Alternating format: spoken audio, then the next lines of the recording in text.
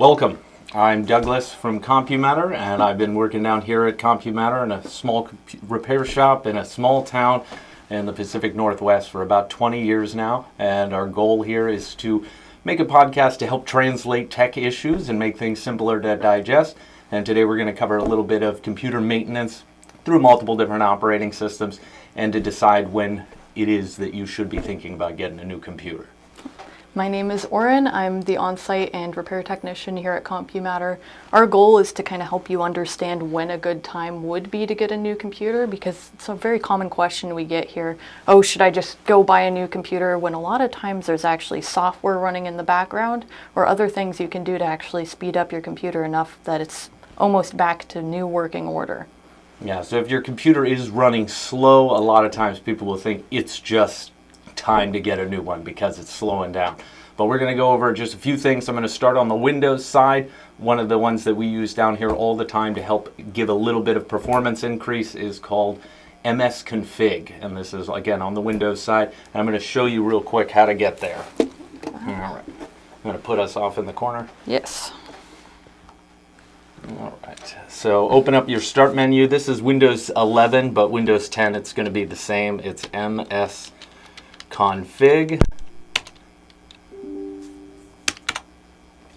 And then, Auren, do you want to show them how to zoom in? And this is for anybody who has a problem seeing if the text is really tiny or you have a high resolution monitor. What was that you did? Windows key plus brings up the magnifier tool and allows you to zoom in on your screen a little further. All right, so this is what the msconfig looks like, and in the Services tab, it shows you everything that's running when the computer starts up. And so that you don't mess up basic Windows function, you're going to want to click this checkbox here so you don't accidentally disable something that is required for something you use the machine for. But then after you click that button, it will only show the things that don't have to do with Windows. And then if there's anything you're unfamiliar with that's on here, just do a little bit of research, quick Google search of what these are saying and what company makes it. You'll be able to find out what they go to. Like for instance, Canon printer, I definitely wouldn't want to uncheck that to gain more speed and lose my ability to print. But there's a lot of stuff here that you don't need to have running, and so you can go in there and just disable anything that you don't need. And the segue from there is Startup, which will open your task manager and show you any of the other things that are running in the background. Oh, that opened up on a different window. Yeah, the magnifier is a little bit large. Yep, now it's too large. Here, let me help. Okay, Windows key minus gets you back. All right, and in this list it shows you what's enabled and what's disabled. And again, if you're unfamiliar with any of the programs, you can always look them up. And the final thing you can do, if you absolutely do not use the software you see in this list, you can always go down and type in Control and go to the control panel and then uninstall that piece of software. And that's in the Programs tab, or if you search for uninstall there, you can get it as well. And on the Apple side, do you want to go over what you do there? Yeah, so on the Apple side, you also have a way to uninstall any programs you don't need. I would recommend, if you're familiar with the Finder, it's similar to File Explorer for Windows, and it allows you to go through and look at all of your different files inside, including the Applications folder, which is going to be on the left pane. If you go into there, you're actually able to drag and drop any applications you don't need directly into the trash can in order to uninstall them. Which I find to be a little bit more smooth than the control panel and uninstall. Yes, it does tend to work a lot easier. It might ask you for your computer password, but other than that, it's usually pretty straightforward. As for checking to see if you have anything launching in the background on startup, I would recommend opening up the little system preferences, which looks like a gear, typically on the bottom on your dock there at the bottom that you can click on. Or if it's easier, you can also click on the Apple logo on the very top left and then click on system preferences there too. And then there will be a search bar similar to what he was shown with the control panel here. I believe that's also on the top right where you can type in login items. And login items is their startup list of applications, very similar to the other side. Yes, so it'll give you a list of things that come up on login that you can disable if you don't need. And unlike Windows, it doesn't actually give you the option to turn off Apple ones, from what I recall, so it's a little safer. Oh, Jay says no audio. Interesting. All right. Yeah, we forgot to check. It's working on there. I got audio. We have audio. I'll look on YouTube. Yeah, maybe check if it's connected to your Bluetooth headset. And that's a warning for everybody else out there. If you have a commonly used Bluetooth device and for some reason audio is not functioning correctly, always make sure that your device isn't automatically connecting to it and taking your audio away somewhere else. But yeah, this is on the software side of things you can do to try to speed up your PC. On the phones and tablets, there is usually a feature where you can drag up from the bottom, and then it'll show you all the windows that are open. You can swipe those to the top of the screen to get rid of them. I believe that's Apple and Android as well. On the older Apple devices with the little button on the bottom, the physical button that's there, you double tap on it. It'll bring up that same sort of all the different windows that are open. If you close everything running in the background, you can get some more speed out of your device. Another thing actually to segue into, kind of on the iOS and phone and tablet devices. A lot of people don't know that whenever they do a Google search or an internet search, whenever they search something, it usually leaves open a tab. And I have seen a lot of people that don't know how to click the little X or how to click the double boxes on the top right in order to get to a window where you can close down all of those tabs. And over time, it can really start to slow it down. They are showing it as a square with a number in it. Yeah. And that number is telling you how many tabs are available, though. Or it's one of those, or kind of something. I've seen this symbol if that comes through. Oh, that's okay. very thin, but yes, I can see. Yes. Something like that allows you to go through and hit the little X's to close down the tabs. Yeah, once you open that window, there'll be little X's in the top corners, and that'll also lower your speed. Once you go to the internet, it's going to attempt to load all of those tabs, and then it'll start to lag when you're trying to load a website. Yeah. That's the same actually on your browser, so Safari or Google Chrome or any of the other browsers, Firefox, they always have a stream of tabs at the top, and if you don't ever close them, then it will eventually start affecting the program, and it can sometimes cause it to crash and not open correctly either. And did Danny you check Fernandez, Facebook? thank you, good to see you.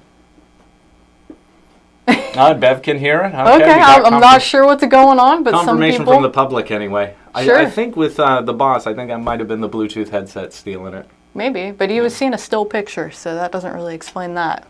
Ah, yes. No, that's not working correctly. It's a weird Perhaps one. there's too many tabs open.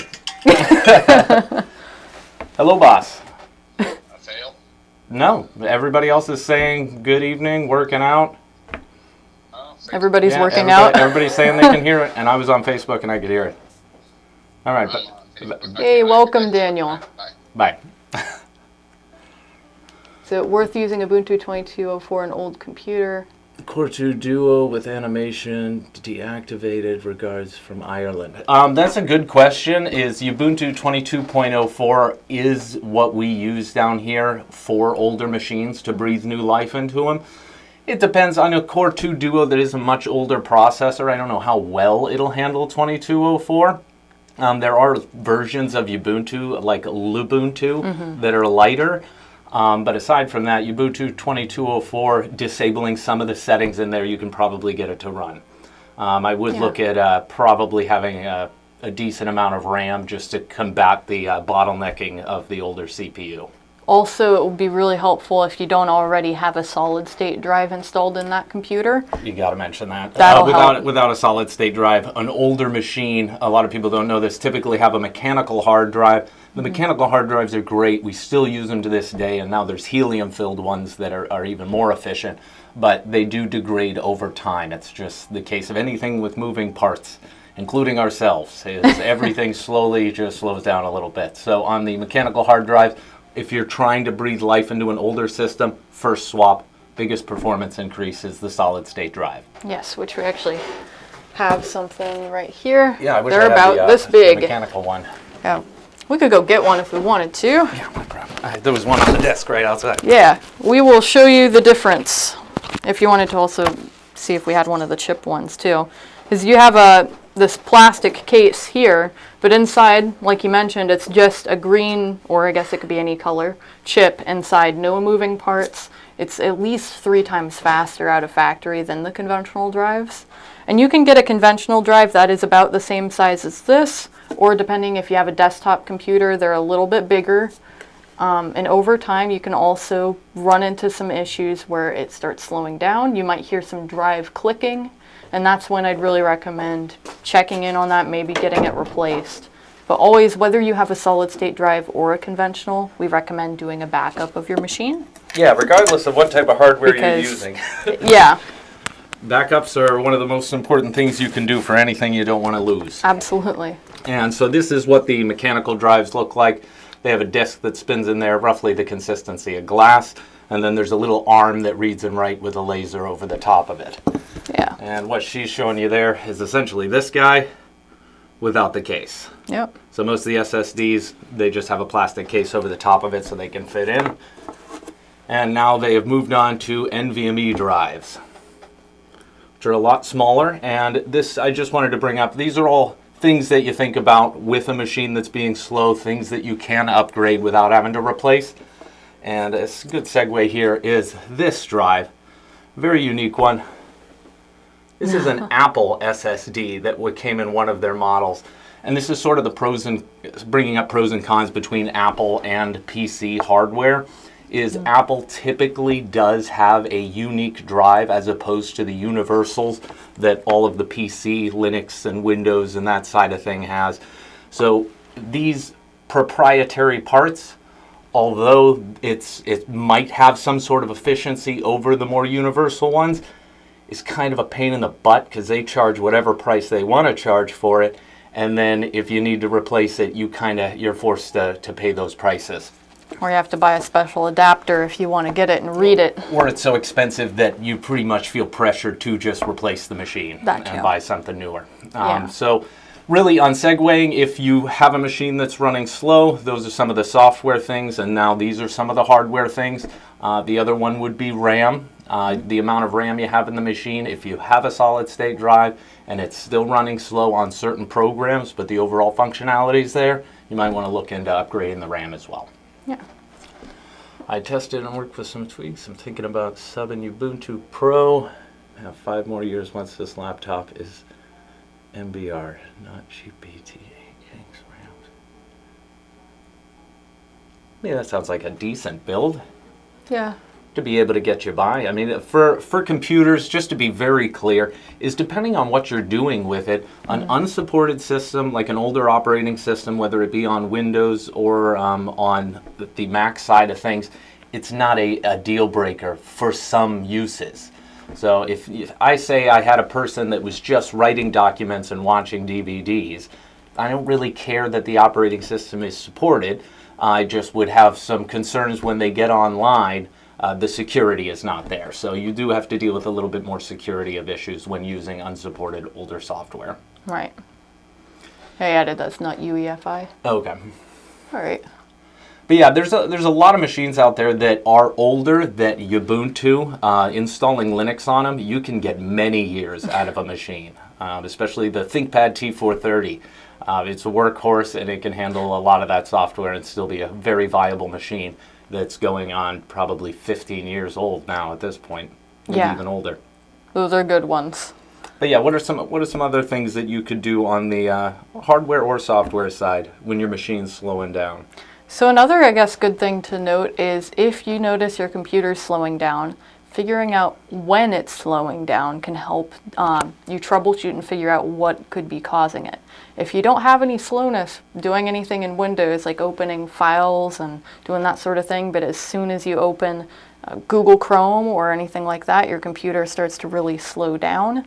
Might look into seeing if you have a bunch of browser extensions that could be causing some problems. That's a good one. I see a lot of people who have software issues in one specific piece of software and claim that the whole machine is a piece of crap. And honestly, once we nail it down to the specific program and then find out that it's actually corrupted in some sort of way and just not functioning how it should, uninstalling and reinstalling that program would be among my first advice for if you do nail it down to a specific piece of software. Yeah, no, that's a huge one because you can open up a bunch of different applications and kind of test and mess around with it to see if it's slowing down as much as you were seeing.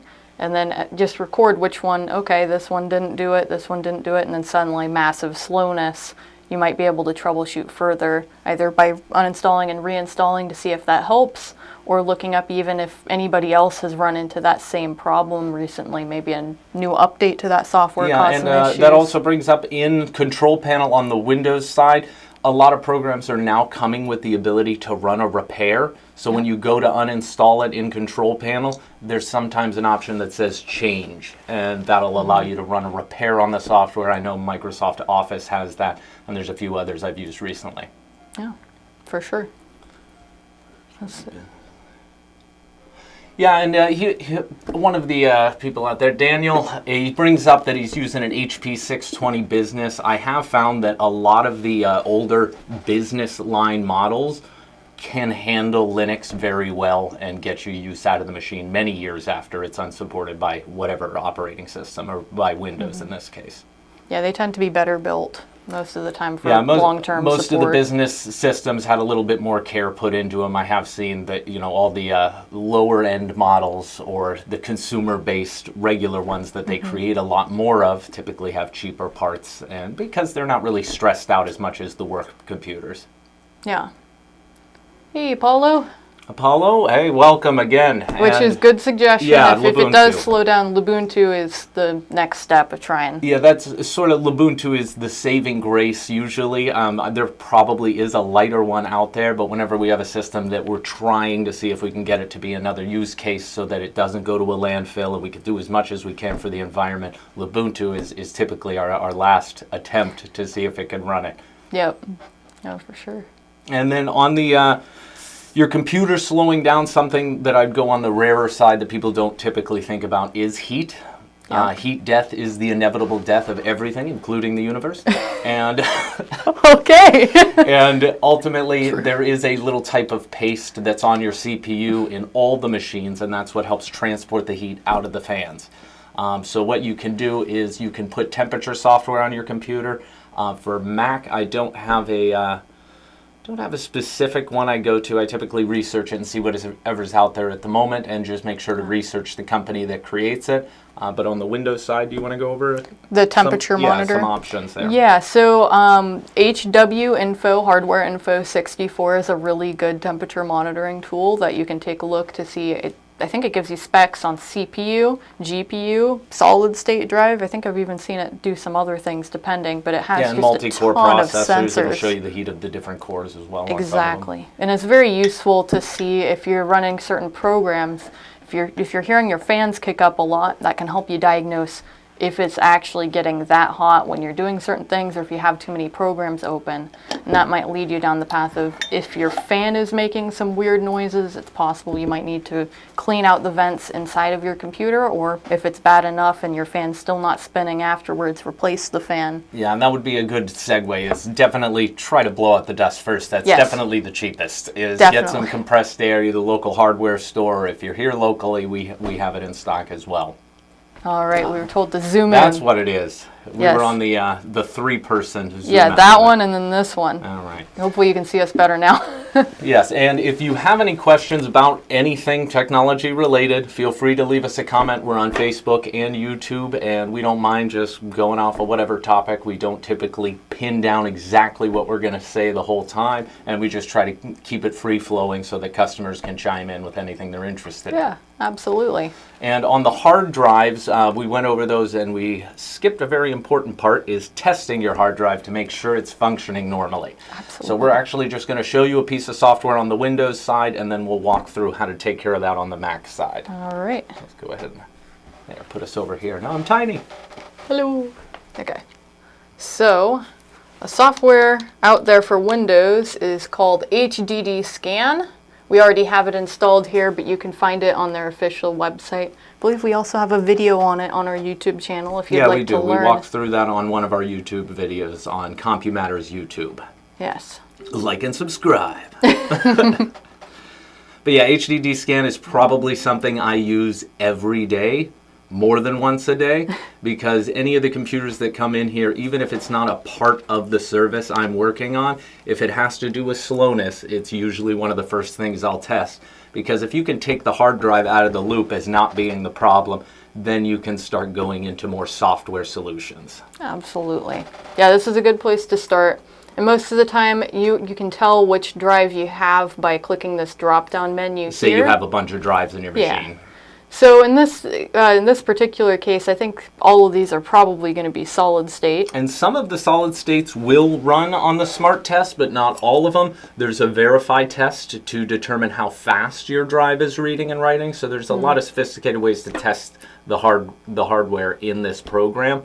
I'd say if you have a solid state drive, say like Samsung specifically, because I got it up here, they do make a software directly from Samsung to test their SSDs, and I recommend you go out there and get the actual scanning software for whatever company of SSD you have, if it's available. Absolutely, and most of the time it's going to be called the Smart SSD test. You can look up Samsung or some of the others to pull up that information. And on the basic hard drives, you can just click on the hard drive you want, and then the Smart test is something you can run, and it'll tell you a readout of all the different things that can go wrong on your computer. Yeah, so if maybe I want to zoom out a little bit on this. That one, because that one is larger. Yeah. So as you can see, all of these are green. They can vary from either a green mark to a red X to a exclamation mark. Yeah, the yellow triangle.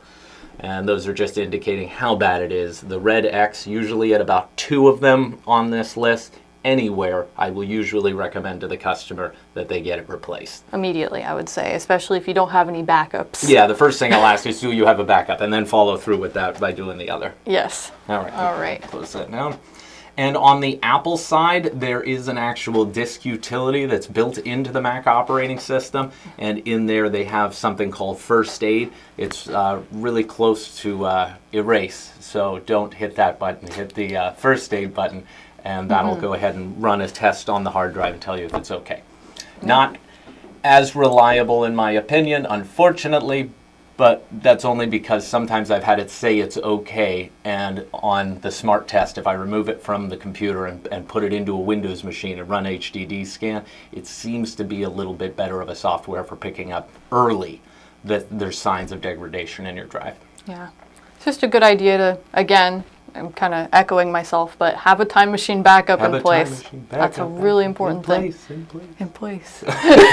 No, it is important to have a backup. Really good. We've brought it up multiple times here at this point in all of our podcasts, is because we are looking at the people's faces when we have to tell them that the hard drive is dead and that there is no data that can be pulled off from it. And there are companies out there that can take the disks or the platters out of the hard drive and put them in new hardware. Those jobs get up there in the thousands, so it's still not fun to hear about, and there's no guarantees even if you do have to go that route. So please back up your data. We don't like telling people those things, but ultimately we don't have a lot of control. There is so much that we can do to get data off of a failing hard drive, but if it is just like plugging in a brick, there's not a lot of options for us. Yeah. And we got a question from Paulo, where is Jay? Oh, he's on his way. He's just a little bit late. I think he's going to be here probably in the next 5-10 minutes or so. Yeah. All right. Looks like... And much better. Oh, from us. Yeah. Hello, CompuMatter. Hey. That's new. I'm going to take off this jacket. Let's get that out. Yeah. All right, other ways to speed up your machine or maintenance. The CPU paste we went over, because overheating can be an issue. Those are some of the ways that you can test it, is the HGW info, or HW info, and then on the Mac side for temperature. Do I have one for temperature? So I Mac do. Fan control software. I have found one that it only works on ones before the M1 chip. I'm not sure of one quite yet off the top of my head that's M1 and after. Okay. But the Fanny program is what it's called. FANNY. It's a little widget that you can have it running up in the top right, that when you click on it, you can either set it to always be running what the CPU temperature is, so you can see what it is on the top right, which is pretty handy if you're doing some troubleshooting. Yeah. Otherwise, you just click on it, you can see what your CPU and GPU temperatures are currently. Yeah, and a lot of work in any field is guess and check work. I wish there was some way around that, but really it isn't. In order to figure out what the problem is, you do have to eliminate what the problem is not. And so we're just going over some of the various ways you can do that. Yeah. Oh, and Paulo says he normally uses the HW monitor, an older version it sounds like. And I think the graphical user interface has changed, and I did like the older one when I was using it. And watching Paul, oh, that's a weird comment. I don't really know where that's coming from. No, I think what he's trying to say is he's watching. Oh, okay. To Paulo. Oh. No, I'm watching Paulo. Okay, yeah, that came off a little bit different. We don't have that technology down here. He's all right. A fellow masshole is making sure that Jay's all right. He's doing just fine. He'll be here soon. But yeah, let's go ahead and if it is time to replace the system, ultimately it is best to nail down exactly what it is that you're using the computer for and what you plan to use for it in the future so that you don't bottleneck yourself somewhere in the way when choosing new hardware. Absolutely. And I'll typically recommend, if the budget allows it, to get something that is at least a little bit more powerful than even what you think you're going to use it for, as all of the operating systems are just getting larger. The resources that they need is growing, and so normally computers slow down even if you do nothing and everything's working perfectly because the system itself, the operating system, is pulling more from the system. Yeah, no, we've seen cases where people had applications that they're using all the time and it got an update and they said it was working just fine, but now it's really slow. At that point, it's unfortunate when their software starts updating past the point where the minimum recommendations for the hardware specs were. So now they're starting to experience some slowness. Yeah, and that's, again, aside from either being able to upgrade your CPU, upgrade your RAM, upgrade your graphics card, once it gets to the point where what you need to do with it can't handle physical upgrades, those are the only times I would consider getting a new machine. Otherwise, I'm a fan of trying to use stuff as much as possible so that less of it goes to the landfill and is filling up elsewhere. Aside from, your garage, where it ends up before that. And then let's see, is there anything else on there? Upgrading hardware, maintenance. How much RAM do people actually need? How much RAM that's a little too vague. How much RAM do you need? That was a question we get. It is. There's no basis for it though. Definitely the minimum. But more than 2. Yeah, more than 2. No, the minimum I think for Windows right now is 4, but even 4 is very low. When it comes to the newer RAM that's out there, I think we're on DDR5 or 6, which is basically just a different generation of RAM as time goes on. eBay Ukraine Hub suggests 96 gigabytes of RAM. I don't think you'd run into many problems with that much RAM. Yeah. But realistically, I'd say probably 8 to 16 for most people on average use of a computer. Yeah. Aside from that, if you're doing any of the low-end processing, research, email, and document writing, 16 is frankly going to not be noticeable from 32. Everything's probably going to function about the same. Yeah. Whereas when you get into graphic editing or gaming or anything like that, I'd say you bump it up to the between 32 and 64 would be where I'd go. And then 24 is fine too, depending on how intense the games are. Yeah. Microsoft Flight Simulator in VR, you probably want to bump that up to as much as the computer can handle. For sure. Well, and then also for RAM on computers, it's going to be a little bit different than tablets or phones.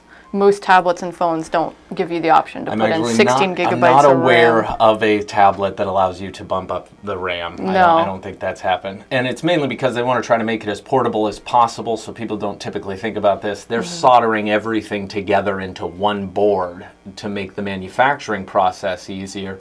But make sure your data is backed up, because there is no way to get your data out of there if it's soldered to the motherboard and the tablet no longer functions. So the data on tablets and cell phones is actually a little bit more important to have a backup of it if there's anything important there to you.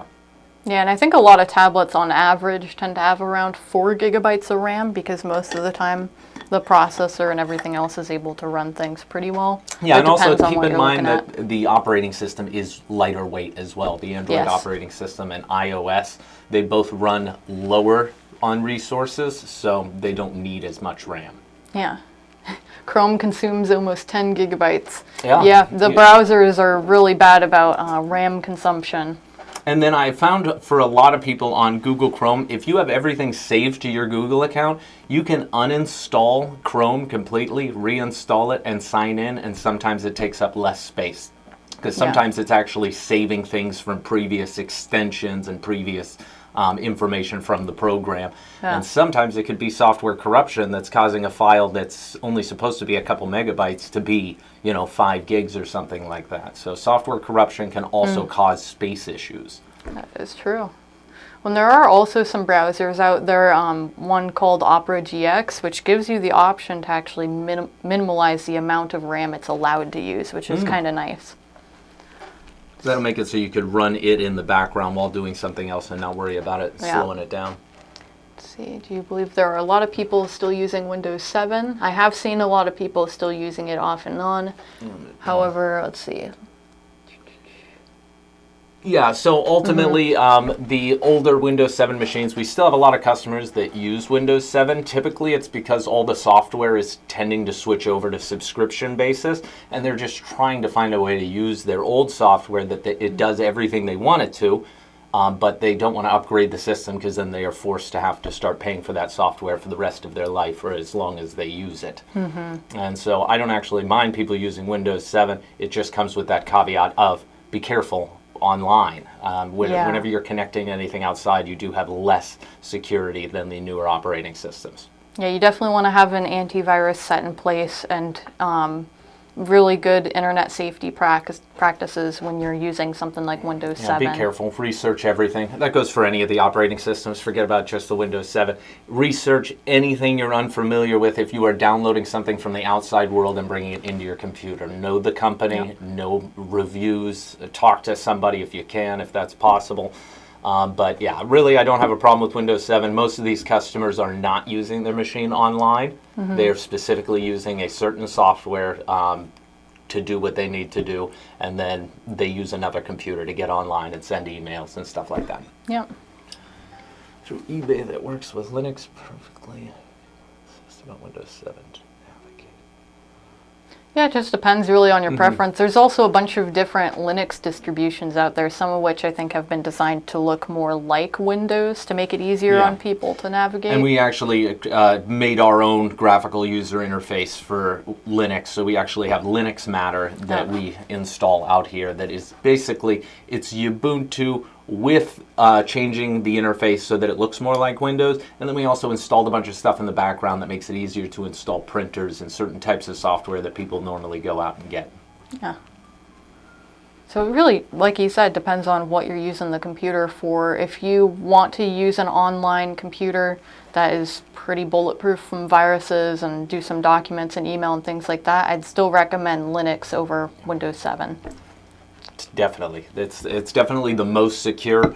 Aside from that, nothing beats the research. Whenever you're unfamiliar with a piece of software, even as long as I've been doing this, there's always new software that's going to be out there. So it's always good to get a second opinion before downloading something. And Yonker, you! Hey! I don't know what that means, but I think you yo, too. Yo? you. Oh, yo. That might be yo. It's probably yo, what's up? Good to see you, and David, thanks for joining us and inputting some there. And yeah, the Windows 7 machines, they're typically going to be cheaper because it is older hardware. I'll just go back to earlier in the podcast where we were discussing solid state hard drive, checking your temperature, because on refurbished machines, they're typically going to want that CPU paste to be replaced, because after so many times of heating up the machine and cooling it down, the thermal paste starts to dry up and become hard as a rock, actually holding the heat into the CPU rather than transferring it out the heatsink. Yeah. Now, thermal paste is a big one, and that goes for some older computers, desktops, laptops. Not something you do on a tablet, but... And it's not something that you do a lot. That would be on the maintenance side for, I don't know, it depends on how much you use the computer, but I'd say probably around 4 or 5 years. Probably look into it. Yeah, that's a good...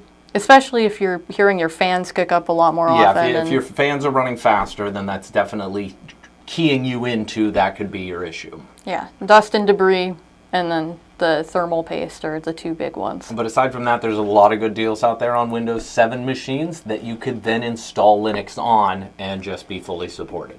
Yeah. Samsung Book 4 Ultra. Okay, so isn't the 13 one of the? I believe the 11th, 12th. No, I think it's. No, I think it's 12th. just the 13th and the 14th, 13th right? and 14th? Okay, so there is a couple issues that are being found out about the 13th and 14th gen processors. That is, they are overusing resources. So I don't know if they're going to solve that with software or if that is an actual hardware issue. It seemed to imply the last article I read about it that it was something that they are going to be able to release an update and get out of control. So my suggestion would be to make sure to take a look at the updates and make sure you got the latest. Yeah. Otherwise, I'm not familiar with the Samsung Book 4 Ultra specifically, but we just both chimed into that 13th gen processor as having some known issues with well, it's just a powerful CPU and it's new technology, so they possibly have some kinks to work out there. Right. Aside from that, this sounds like it's because it's a Samsung Book that it's a laptop. Yeah, and any laptops that have a 4070 GPU in them are bound to get pretty darn hot. And I actually think that the gaming machines, there's not a lot you can do about it. On the gaming laptop side, they're building it into a smaller case. It's not as much room to push out heat, so they typically suffer from more heat issues than others. I recommend a USB pad with some fans in it as one, and then of course never putting it down onto cloth or onto your lap on a bed, those sort of things. Flat surfaces and the extra fans would be best. Yeah, because that's something where the fans blow up to it and help keep it cooler on top of it. It's an ultra thin notebook. Yeah, and I had an ultra thin, I think it was an Asus ROG system, but I actually sold your sister. Ah, yes. But that one also was like one of the thinnest ones that you could get that had I think a 1080 in it. And that one was a really nice machine, but yes, did have extra heat that came with that power. Yeah, pretty big screen. It wasn't actually as super thin as probably the one you're working with, but very good machine for doing gaming, but it does get warm. That's really it. Is they're trying to make a thinner, lighter system with the power, and there's just no way to get around. Moving heat requires a heat sink, which is a chunk of copper or an alloy of some sort that's mixed in with some copper. And the larger that is, the better it's going to be able to move that heat, and the bigger the fans are, those sort of things. So it's kind of, they have to balance that out. Yeah, and that's a tough balance. It is. And like I said, heat is one of the things that is going to slowly degrade the machine. So always keeping an eye on it, especially once you get to the 4th, 5th year of using a machine. If you use it consistently, maybe even less time. It just depends on what you use it for. Yeah. Well, and then also another thing is your environment. If your environment is really warm in general too, that can also keep it a lot warmer. Yeah, and the environment also brings up dust in the area and those sort of things. I know a lot of customers that come in with shop computers, and I have one scenario, I wish I could pull up a picture of it. It actually had a pile of dust in it that I had to lift the desktop over and dump it out onto the ground outside. And I was really impressed that you could get that much in there, but it's just a matter of time. The computer is breathing and those fans are moving particles. So especially for shop computers, there's usually 2 screws on the back of a desktop on one of the sides or on both sides, and there is a way to open that up and just get the dust out of there or use one of the compressed airs. Yeah, no, that is a massive amount of dust. Huge warm environment. Yeah. In Brazil, I imagine it's a little bit more intense on the heat side of things. No direct sunlight, so for people I have had get burn marks on their screen from the sun. So there is, if you have your computer and you're setting up your office in a building that has a window, at least have some amount, sometimes you don't have control. But if you can, make sure that the direct sunlight from the window isn't directly on the computer, and that can help lower your chance of not having an overheating issue, but just having the sun heated up naturally. Hello. And welcome. All right. Let's make some space for the boss. Oh, I know. Well, I can pull up this side right here. Yeah, if we can scoot it over a little bit. And then we'll do it. Let me get a that me? That's you. All right, already ready for me. Good morning. I was here till 11:30 last night. Hello, Paul. Working away on a server project. We have and good morning to the two of you. Good morning. Yeah. A research and development project that we've been working on for years for service for small businesses, and we're confident it's going to be a very large project. And sometimes I work from the morning until very late at night, just trying to push this thing out there because I'm not getting any younger, and it needs to be launched. And it'll help out a lot of other small businesses. So Yeah. it's a way for a small business to give back to the world and to small businesses. Yeah, it's a big deal. So anyway, that's my excuse for being late this morning. Well, welcome in. Yeah. Yeah, Thank we you. were just going over maintenance of computers, long-term maintenance, short-term maintenance, when to get your machine replaced, how to design those things. We've gone over quite a few topics. Right. Went through HDD scan and HW info. Right, I actually saw the HDD scan portion. Okay. Mhm. I like to zoom in on the HDD scan interface. I'm not sure how you did that. Yeah, that's we'll go over that again because a lot of customers are going to need that. Why don't you go ahead and run through that one more time? So for anybody that missed the HDD scan thing, here we go again. So I like just that the part zooming where you. feature. just Yeah. but I'm just going to bring up this program as an example. And Oh yeah, we should. Nope. Oh, Nope. There we There. go. Okay, so the magnifier is a tool on Windows that you can activate by pressing the Windows key and the plus sign. And that turns it on, and then if you do it one more time, There we zooms in. go.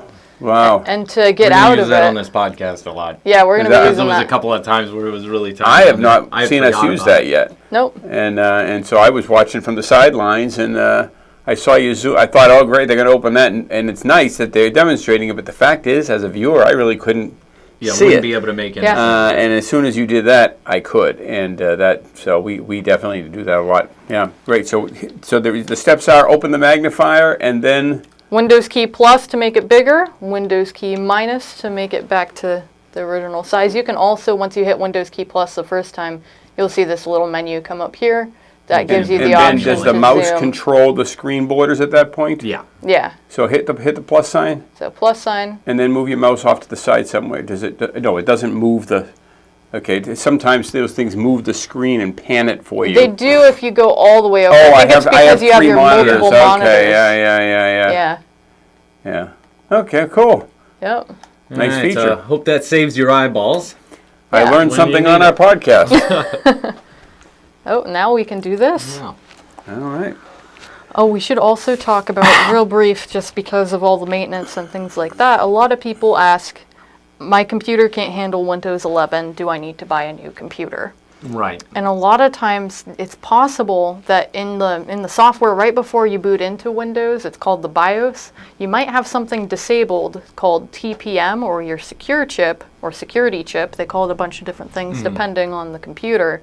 If it's turned off, Windows can't see that it actually can get to Windows 11 and will falsely tell you that you won't be able to. And one of the ways to find that out is to, on the Windows side, you can look at what your CPU is by clicking on the Start menu, right-clicking on the Start menu, and going up to System, and it'll tell you what your CPU is. You can look up that CPU and whether it's compatible with Windows 11, and that'll give you an idea. And then if it says that it's still not capable of doing it, then it might be that feature in the BIOS. The BIOS can be a little bit over some people's head, but essentially most computers will have a function button that you have to hit. If you look up your model of computer and how to get into BIOS, there'll be plenty of information on how to get there. Yeah, so if you right-click on the Windows key, then press System, it brings you to this screen here. And then in the processor area, you can see this here. You can look up this and see if this particular processor can handle Windows 11. If so, and you're still getting the message that it won't work, I would recommend then digging into the BIOS thing to see if you're able to actually turn that on and get And the to feature 11. will be called TPM. TPM. And I'm not sure why they keep that disabled, I don't know. even on the machines that it's on there. What does TPM stand for? Trusted Platform Module. That one. Okay. I was thinking it might be Power Manager. Okay. All right. No, it has to do with the security Yeah, of the system, and I Gotcha. think BitLocker works with it now too, so Okay. that if that's tampered with, it'll prompt you for the BitLocker key. Maybe by turning it on, it may create limitations somewhere in the system, barriers that other programs might react Yes. to. That's possible. Yeah. All right. Aside from that, Linux is a great alternative for older machines. We've gone over that a couple of times. If you do want to save some money, you can always get an older machine. Do some of these maintenance things we're talking about. Get an SSD, and then installing Linux, and you can go a long way with that. Yeah. And that's one of the things that we do down here. So if you're here locally and you have a machine that's running slow and you want to see if there's any use case for it, we can always go through the options with you. Absolutely. And that's one of the things I really like about this business is that we're really big on informing the customer with all of their options and then letting them make a decision. We'll give them the best information we have on what we would do if it was our machine, but ultimately it's just being able to give somebody all the options. Yeah. And there's a lot of them, so we try to make it as digestible as possible Yeah. so that we're not just throwing you a bunch of different things and then just randomly pick one. And I think that goes with a lot of businesses is when you go in there, they might handle things in a way that is just, this is the problem, this is the solution, and that's what they suggest doing. We more so like to give you a lot more options because in the computer field there is a lot more different directions you can go depending on the hardware and software limitations. Yeah. And then going straight to buy a new computer or fresh install Windows isn't always the best option either. But on some machines, if it's running slow, there is a possibility that a fresh install of Windows or a fresh install of the Mac operating system or even on your tablets, they're all capable of getting software corruption, which you don't have to do anything as a computer user to suffer from software corruption. It can just be done by an update. It can just be done because a glitch in the system, the RAM that's going bad can cause it. So there's a number of things that sometimes when you're thinking about getting a new computer, a fresh install could save you from all that drama. Yeah. The gremlins. Yes, the gremlins, as some customers refer to them as. Yeah, I've obviously, as old as I am, I've gotten a lot of new computers over the years. Actually, I used to buy new computers. I haven't bought new computers for quite a long time. But the bottom line is, for me, upgrading a computer, when am I knocking on that door, tends to be when things are not, you know that you need a feature on that next version of Windows that you don't have on your current version of Windows, or you want some piece of software and it's not supported. But otherwise, I'm going to milk that. I'm going to use my existing operating system. I'm going to use, as long as my computer's performing well, my software is performing well, I am absolutely going to forget about whatever the world is preaching or however many people are switching to it. It just doesn't matter. Only when I start hitting barriers to the bank, if the bank won't use your browser anymore, that's a barrier. If the program, it doesn't support what you're using, that's a barrier. If there's a feature on that new version of Windows that you really want to have that your current one doesn't have, that's a temptation. And so those things I'll move in another direction, but otherwise, enjoy what you got. Yeah, and that'll be the main thing that stops working when your machine is unsupported. He brought up banking websites. I remember going from Windows 7 to Windows 10. Those were some of the first features that stopped working as people get into their financing applications. Yeah, if your security software no longer updates because of whatever version you use, those are real reasons to start thinking about it. But just because you feel like you're missing something, why put yourself through all that turmoil? Yeah. Yeah. Which is another reason to go with Linux over Windows 7 at this point is because of things if you do any online banking. Would highly recommend not using Windows 7 for that at this point. Just because most of them are not going to be supported. On top of that, it's not going to be as secure as if you were in a Linux environment. But it depends on your budget too. So if you have to, get a third-party antivirus on there, as well as maybe look into browser extensions that can add extra protection. There are ways to still use the system safely. Yeah. Right. And thank you, Paul. I see you over there and appreciate the welcome. Sorry I haven't responded before now. All right, but do you have anything else you want to put on that subject? On the guiding people from one system to another, or how they could get more use out of the system they have? Right. Guiding people from one system to another. On how to make that decision, when to make that decision. You've already gone over some. Yeah. I would. But one of the things, if you are buying your own system, I mean, we do this stuff all the time, but should you tell them about PC Mover? PC Mover. Should we let them know about that? Yeah. That's Yeah. fine. I It's mean, good that's software. kind of an inside secret right Not there. an But inside secret. if you buy a new computer, and one of the big brain damage factors is it's frankly one of the barriers to entry. It's why you wouldn't do it, because you got to get all of the stuff from your old computer moved over to your new computer. And that's a lot of brain damage, and that can take you weeks, many weeks, to recover from. 3 weeks. My analysis frankly, over time even is 3 weeks. Even with PC Mover, there's still stuff Yeah, that yeah, you yeah. have to set up. But people don't realize, up until programs like PC Mover, and there's a few others out there now, you couldn't move your programs over. You'd have to reinstall your programs from scratch. But with PC Mover, and it's like a $60 program or $50 program, you install it on both machines. It does it over a wireless or a wired. Wired is faster or better.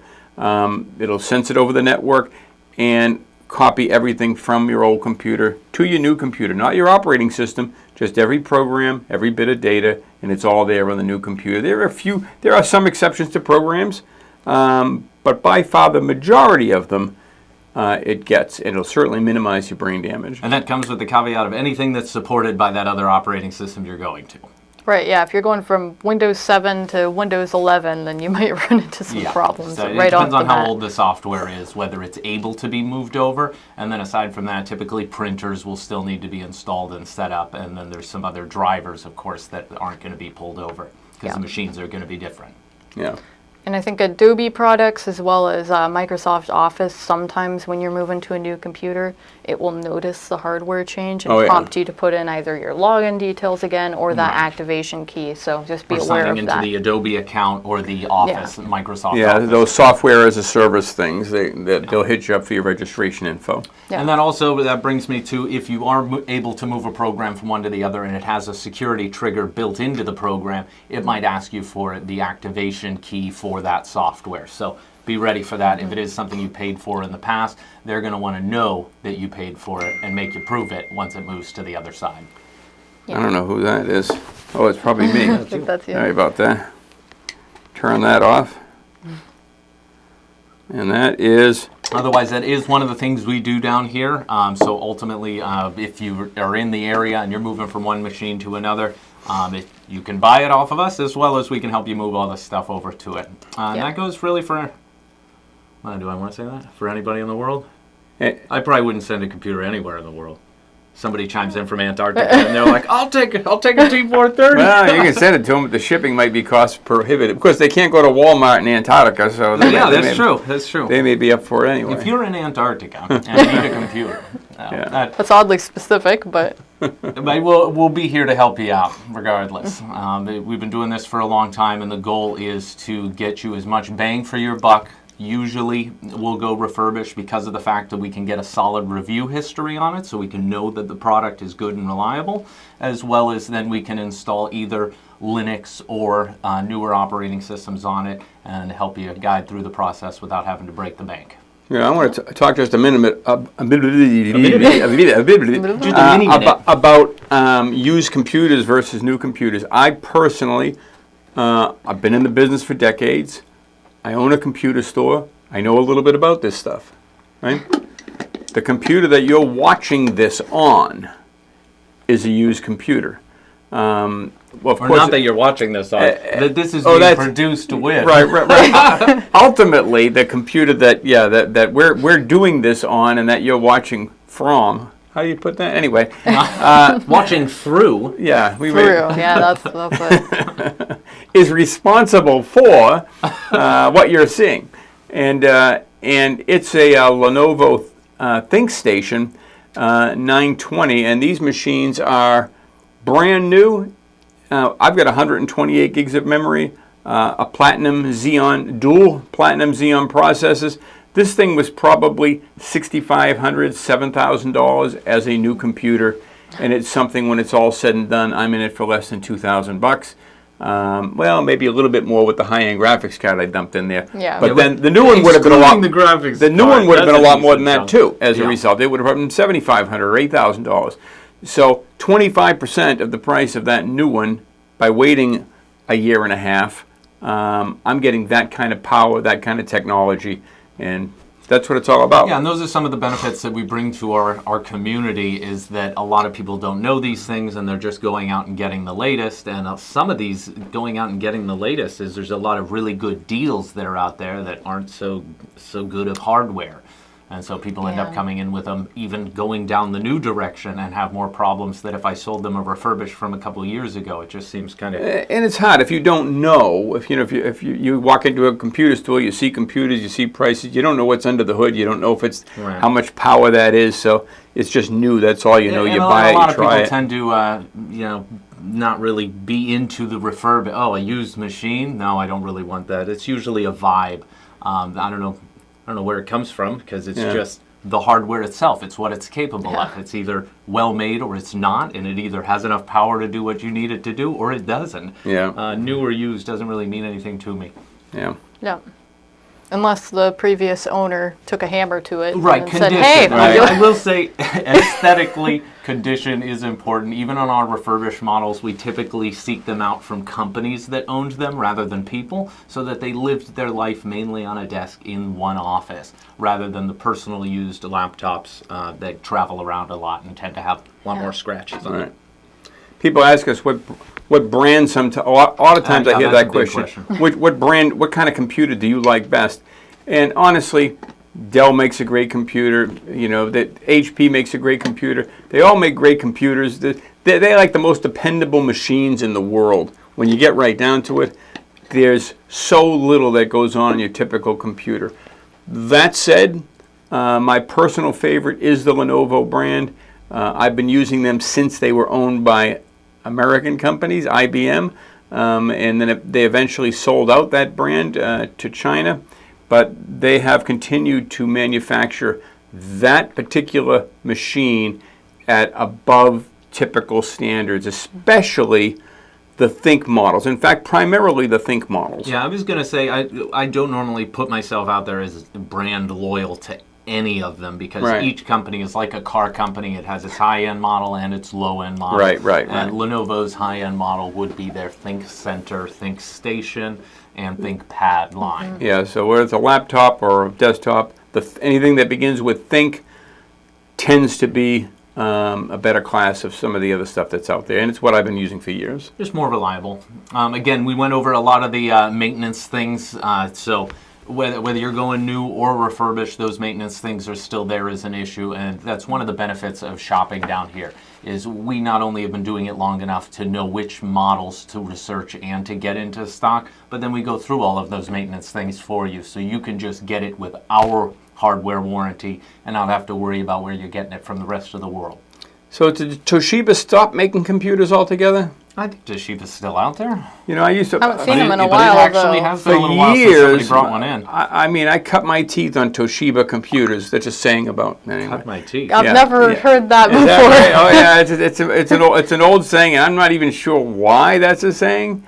I guess your teeth are brand new at that point, like a cow chewing the cud. I'm not really sure. Somebody can react to that one. I'm going to research that. And looks like we are actually out of time.